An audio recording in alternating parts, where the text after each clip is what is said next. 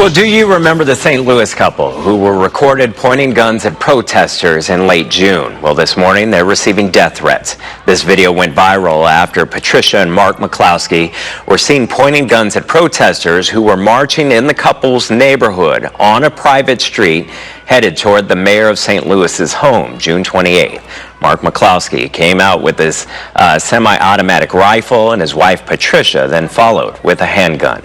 No shots were fired, but the couple was charged with unlawful use of weapons and pointing firearms at protesters, which is a felony. The McCloskeys then spoke on the first night of the Republican National Convention. The Marxist liberal activist leading the mob to our neighborhood stood outside our home with a bullhorn screaming, "You can't stop the revolution." They're not satisfied with spreading the chaos and violence into our communities. They want to abolish the suburbs altogether by ending single-family home zoning. This forced rezoning would bring crime, lawlessness, and low-quality apartments into now thriving suburban neighborhoods. When we don't have basic safety and security in our communities, we'll never be free to build a brighter future for ourselves, for our children, or for our country. That's what's at stake in this election, and that's why we must re-elect Donald Trump. Well, after that speech, the couple started receiving death threats. So joining us right now is their attorney, Albert Watkins. We thank you very much for joining us. First and foremost, what kind of death threats are these individuals receiving? And was this online, in person, outside their home? Yeah, a very good question. First of all, I need to make it clear that while my clients are charged with felonies, their actions were not felonies. In fact, they're lawfully entitled to have done what they did. That being said, the threats that they have received in response to their appearance at the RNC have been online, they have been via email, they've been through electronic communication.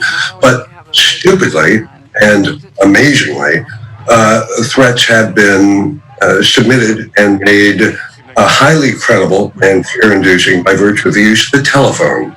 As a result, and because of the phone that was used, it was clear that it was somebody who had elevated the degree of credibility of their threat to a level that was really high.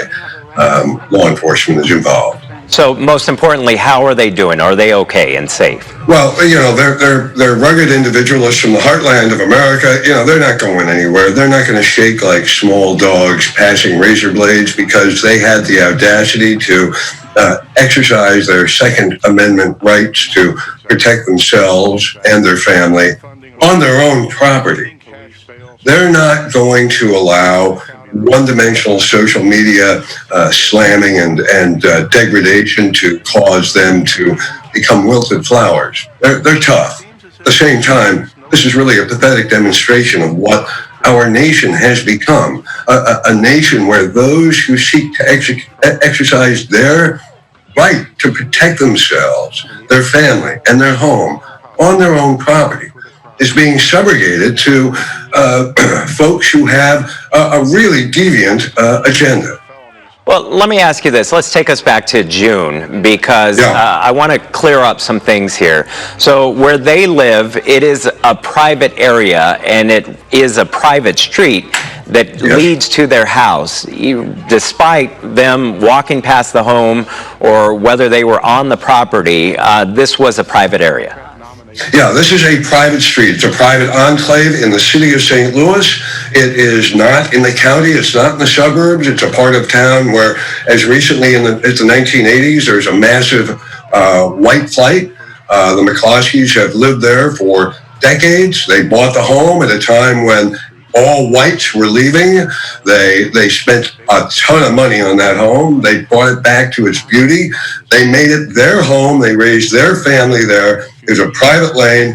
They had to sustain a broken gate and people walking onto and trespassing onto private property in order to be in front of their home. And this gang, those that were not peacefully protesting, they were not going to the mayor. The mayor's house was not on the way. They had to go out of their way to get to the McCloskey's residence.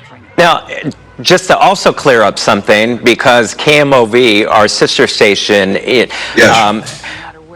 apparently had reported that Mark said that the whole situation didn't escalate until he pulled out his rifle. Is that true?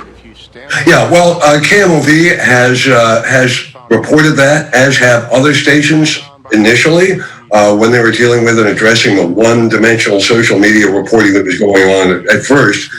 After the UP photographer, the United Press photographer, actually disclosed his photographs, including those that depicted people breaking this 100-plus-year-old wrought iron gate in order to gain entry by trespassing onto private property. The dialogue shifted gears. The dialogue changed. And remember, everybody has a right to feel how they want to feel about the actions of McCloskey's, but they were lawful.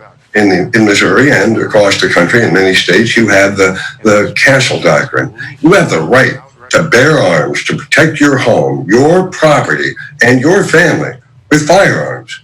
Don't abridge those rights. The freedom of speech is a very important right. Don't abridge those rights.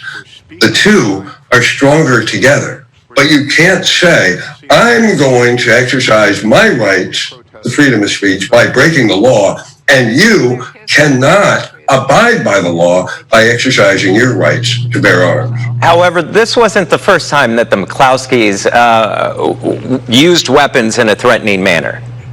No, that's not true. It's so funny. I lived on that street. I lived there for a number of years. I had to use my weapon on a number of occasions. This is an enclave in the city of St. Louis where a block away a retired police captain had been shot. They didn't. There's nothing threatening about protecting yourself. Threatening is different from protecting yourself. And, there are times and occasions in this life where we all have to stand up and call it what it is. And what it is here is a man protecting his home, his property, his family, his wife. And what, we're gonna hang him? Forget it. All right. Well, we thank you very much for your very impassioned speech this morning, and we wish them safety throughout. Enjoy the toasty weather. Love Arizona. Thank you for having me. Thank you. We'll be right back.